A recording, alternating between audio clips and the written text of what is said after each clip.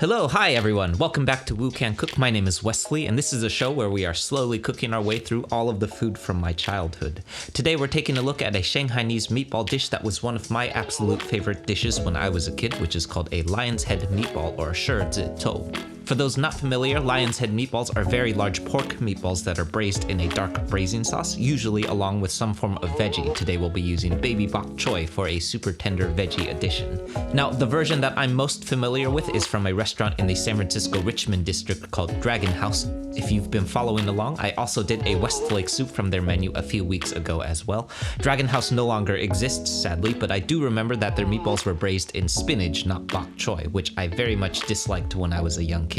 So today I'll be using baby bok choy instead, but you can really make this dish work with whatever veggies you happen to have on hand though. I also had a debate with my dad about the use of panko in this recipe versus the more traditional use of cornstarch.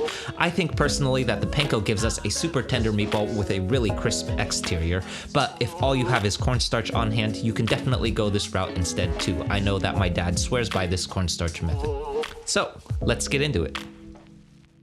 I'm starting off, as with most of our savory Chinese dishes, with some crushed and minced garlic, followed by some finely minced ginger. You'll notice that I'm doubling my quantities of ginger and garlic here, so 8 cloves of garlic and about 2 inches of ginger, since half will be going into our meatballs and the other half will be used in our wok fry. Next up, I'm giving a rough chop to some water chestnuts here. I like having a little bit of inconsistency with these so that the meatballs can have a nice surprising crunch. You can also replace these with bamboo shoots too if you can't find water chestnuts, although it will have a little bit less crunch though. We're adding all of this to a mixing bowl along with a pound of ground pork here. Now, I tested this out with a few different kinds of ground mince, but ultimately found that you really do need the extra fat from the pork here to make this work. If you can't eat pork, I'd say the next best bet is an 80-20 ground beef, or the fattiest mince that you can find. Then I'm adding 4 tablespoons of soy sauce here, followed by 1 tablespoon of sesame oil, and finally our aforementioned panko breadcrumb. Then I'm adding a single egg, followed by a pinch each of white pepper and Chinese 5 spice, and mixing this all up until combined. Moving on, I'm setting this aside for a minute and getting to my veggies. I'm going with a baby bok choy here, which is a bit more tender than a more traditional bok choy. They're also pretty small too, so I'm just cutting these in half, giving them a quick wash and setting aside. Next up, I'm setting up my braising sauce, starting with 4 tablespoons of regular soy sauce and a tablespoon of Chinese Shaoxing cooking wine as our base layer. Then up next are our 2 most important sauces here, which are 2 tablespoons each of oyster sauce and dark soy sauce. These are gonna give our braising sauce that signature dark brown color. Then I'm going a little off reservation here with 2 tablespoons of sweet chili sauce for a bit of sweetness. I know it seems odd, but I'm telling you that it really works. Then finally our 2 tablespoons of spicy chili crisp for some added heat. Then in a separate bowl, I'm mixing up 2 tablespoons of cornstarch with some cold water for our cornstarch slurry, and we're ready for our meatballs. Now, for a proper lion's head meatball, we want to go pretty large here, about the size of a tennis ball. This recipe should yield 8 meatballs in total, so if you want to be accurate, weigh out your meatballs to about 2 ounces apiece here. Don't eyeball these like I did, or else you might end up with 6 meatballs. Whoops. Over on my stove, I have my wok ripping hot, then I'm adding a good amount of vegetable oil here, about 6 tablespoons or a 1/3 cup, and giving the wok a long yao for our nice non-stick coating.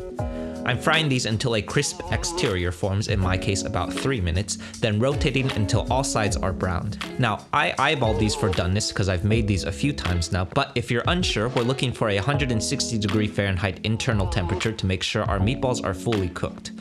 I'm cooking these up in 2 batches to make sure we don't crowd the wok, then wiping my wok down, long yao one more time, and we're moving on to our wok fry.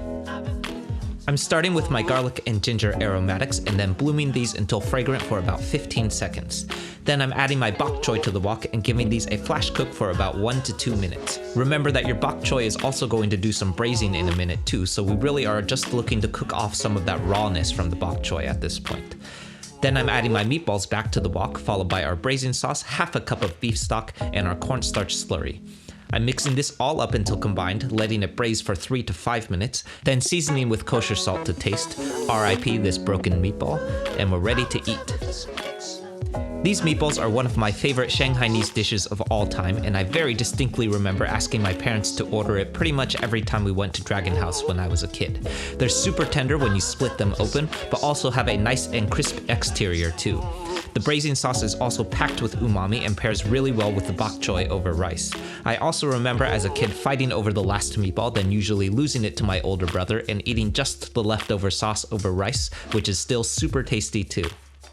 Okay, so that's it everyone. I hope you enjoyed this and I hope you give this one a try. I know that lion's head meatballs are one of my absolute favorite dishes for family style Chinese food, and it was just one of those dishes that I always looked forward to whenever we had a bunch of food packed onto one of those giant lazy Susans on the tables in Chinese restaurants. Let me know if you give this recipe a try. I know aside from the wok fry and the braise, it's probably not too different from your run-of-the-mill Italian or Swedish meatball recipe, so hopefully it's not too tricky.